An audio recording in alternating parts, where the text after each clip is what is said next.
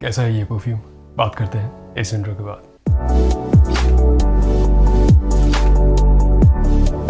नमस्कार दोस्तों, आपका स्वागत है परफ्यूम ज्ञान में। मेरा नाम है अर्पित।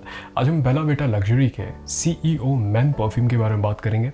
खुशबू, परफॉर्मेंस, मैं इसका कंपैरिजन करूंगा इसके पहले वाले फॉर्मुलेशन के साथ भी।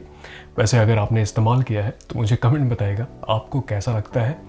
पहली बार अगर आप ये वीडियो देख रहे हैं परफ्यूम ज्ञान का, आपको काम का लगे, वीडियो देखने के बाद ऐसा ना लगे कि आपका वक्त ज़ाया हुआ है, तो आप कंसीडर कर सकते हैं सब्सक्राइब करना।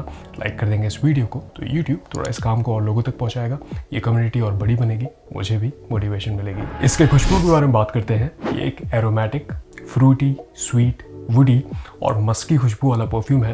वैसे ये काफ़ी नोट्स का जिक्र करते हैं अपने वेबसाइट पे, लेकिन मुझे सभी नोट्स नहीं पता चलते हैं। जो सबसे प्रोमिनेंट नोट्स मुझे महसूस होते हैं वो टॉप नोट में ऐसा लगता है कि कोई सिंथेटिक एक सिट्रसी खुशबू का इस्तेमाल है, लेकिन बहुत माइन्यूट महसूस होता है।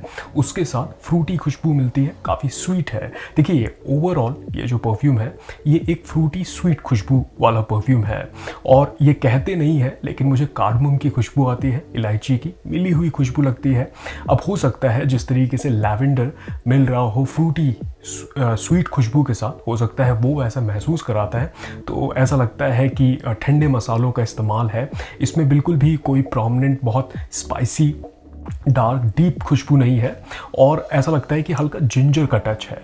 देखिए स्टिल ये जिंजर कहते नहीं है लेकिन ऐसा महसूस होता है, और मुश्किल से 15 मिनट बाद जो सिट्रसी जो फ्रेश खुशबू है वो फेड हो जाती है, और फिर जो स्वीट खुशबू है वो टिकती है, और ये थोड़ा और मस्की हो जाता है।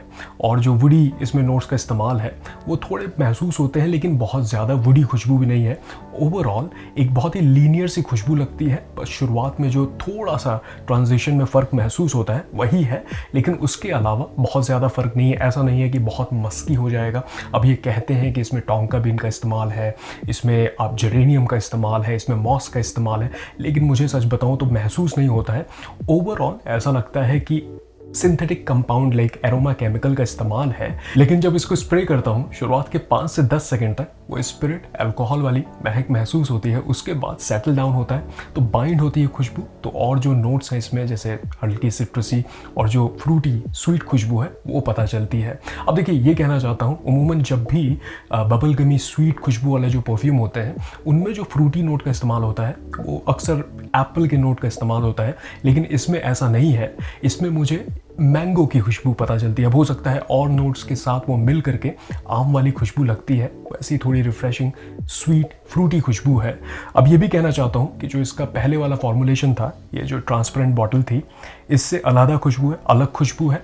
ये इसमें ऐसा लगता था कि एक्वाटिक नोट का इस्तेमाल है, और इसमें फ्रूटी खुशबू भी एक अलग सी थी। ऐसा लगता था प्लम के नोट का इस्तेमाल है, कुछ वैसा।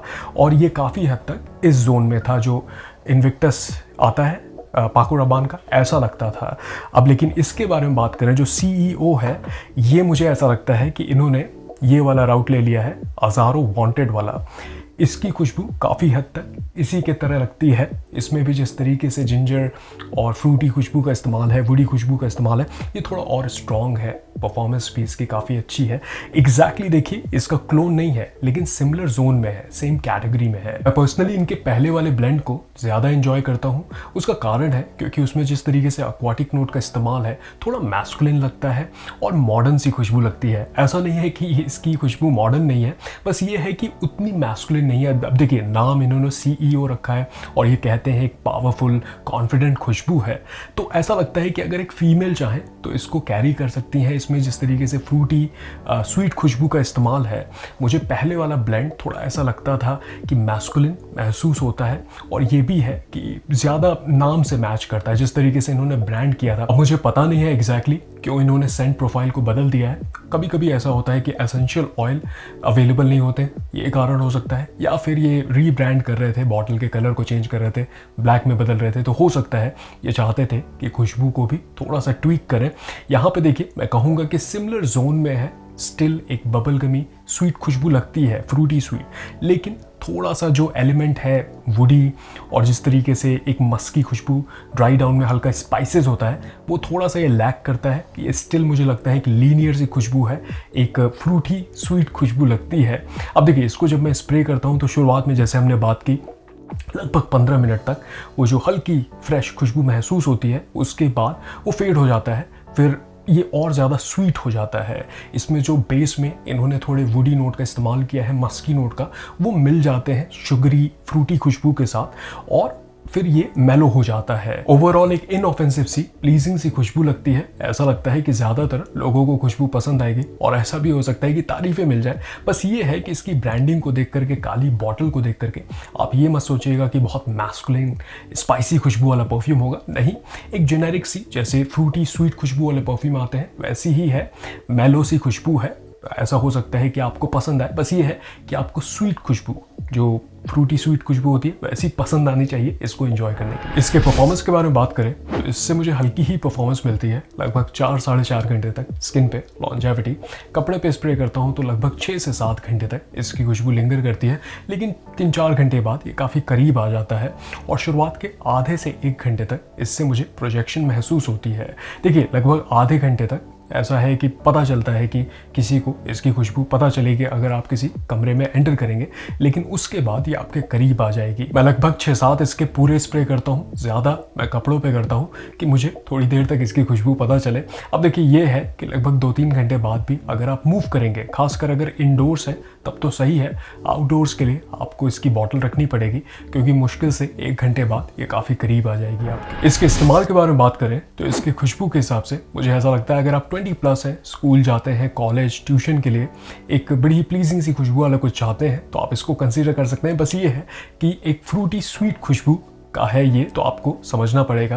देखिए, दफ्तर में भी लगा सकते हैं, बस ये है कि कपड़ों पे थोड़ा आपको ज़्यादा स्प्रे करना पड़ेगा, या फिर अगर डी कैन है तो आप लंच टाइम पे आप लगभग स्प्रे कर लें 2-3, तो आपके शिफ्ट के एंड तक खुशबू महसूस होगी। एक इनऑफेंसिव सी खुशबू है, तो मुझे लगता है कि इसका कभी भी इस्तेमाल कर सकते हैं इंडोर्स पे और ऑल वेदर खुशबू लगती है। देखिए, बर्फ़ पड़ती है, आप कहीं पे हैं तो इसको ना इस्तेमाल करें क्योंकि आउटडोर्स तो वैसे भी इसकी खुशबू काफ़ी मेलो है तो आपके करीब ही रहेगी।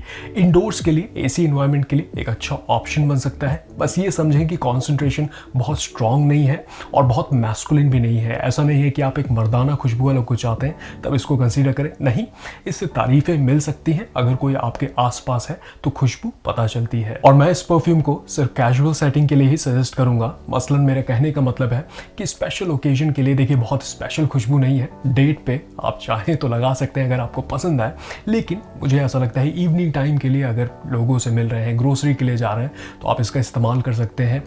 क्लबिंग पार्टी के लिए तो मैं सजेस्ट इसलिए नहीं करूंगा क्योंकि परफॉर्मेंस उतनी खास नहीं है, तो लोगों को पता नहीं चलेगा, पेनिट्रेट नहीं करेगी खुशबू।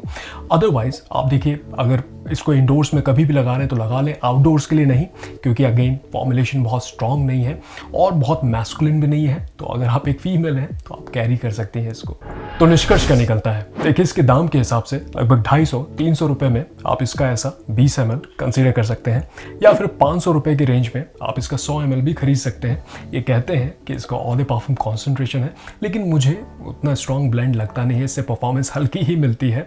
और जैसे हमने खुशबू की बात की, एक कैजुअल सी खुशबू है, फ्रूटी स्वीट खुशबू है, तो आप वैसा कुछ चाहते हैं तो इसको कंसीडर कर सकते हैं। देखिए, 500 रुपये की रेंज में अगर एक ऐसा बॉटल चाहते हैं जिसको थोड़ा ओवर स्प्रे कर लें डेली इस्तेमाल के लिए, एक ऑप्शन बन सकता है। लेकिन मुझे लगता है मार्केट में और भी ऑप्शंस अवेलेबल है। अगर एक एग्जांपल देना हो तो मैं ये कहूँगा, जो ये वाइल्ड स्टोन का एज आता है, ये 300-400 रुपये के प्राइस रेंज में आपको सिमिलर कैटेगरी की खुशबू मिलती है। ये भी फ्रूटी स्वीट खुशबू है।